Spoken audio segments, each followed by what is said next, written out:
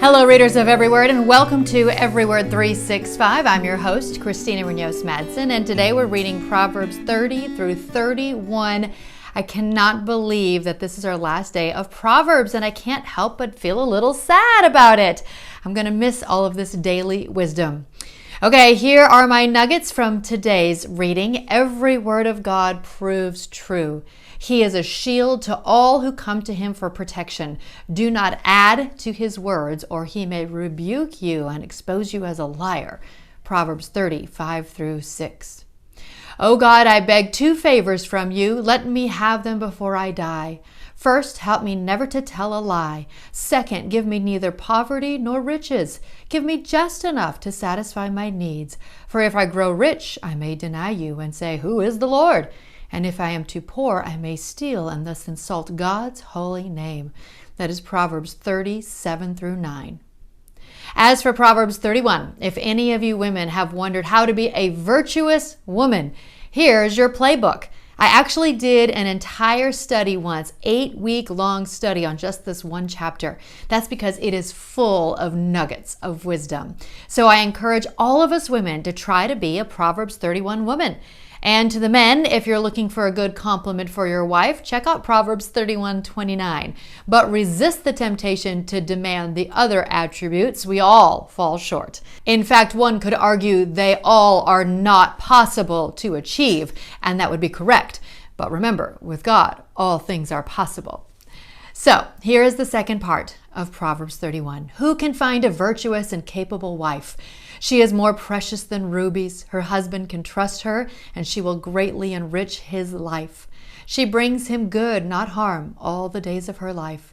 She finds wool and flax and busily spins it. She is like a merchant's ship bringing her food from afar. She gets up before dawn to prepare breakfast for her household and plan the day's work for her servant girls. She goes to inspect a field and buys it. With her earnings, she plants a vineyard. She is energetic and strong, a hard worker. She makes sure her dealings are profitable. Her lamp burns late into the night. Her hands are busy spinning thread, her fingers twisting fiber. She extends a helping hand to the poor and opens her arms to the needy. She has no fear for winter for her household, for everyone has warm clothes. She makes her own bedspreads. She dresses in fine linen and purple gowns. Her husband is well known at the city gates, where he sits with the other civic leaders. She makes belted linen garments and sashes to sell to the merchants. She is clothed with strength and dignity, and she laughs without fear of the future. When she speaks, her words are wise, and she gives instructions with kindness. She carefully watches everything in her household and suffers nothing from laziness. Her children stand and bless her. Her husband praises her. There are many virtuous and capable women in the world, but you surpass them all. Charm is deceptive, and beauty does not last, but a woman who fears the Lord will be greatly praised. Reward her for all she has done. Let her deeds publicly declare her praise. Wow, there's a lot in there, and we may not be weaving anymore, but I hope us women out there feel that, waking up early, staying up late, taking care of all the family needs and your husband and your kids, it can be overwhelming. So I hope you feel blessed by knowing that that makes you a virtuous Proverbs 31 woman. So of course I'm including a link from Got Questions with more about it. The Proverbs 31 wife is a fierce provider and protector for those she cares about. She is wise to the ways of the world, but lives by the wisdom of God. As in the rest of the Proverbs, these specific examples provide a metaphor for the larger truth. How any individual woman exemplifies these characteristics will depend on her situation, her gifts, and her abilities. The key is in verse 30, just as it is in the beginning of Proverbs in 1:7. But a woman who fears the Lord, she shall be praised. So I think if there's anything that we can take from that, maybe not the exact specifics of what this woman is doing in Proverbs 31, but to fear the Lord and know that we have that wisdom from Proverbs, from God. So of course I'm including the Bible Project overview video on all of Proverbs.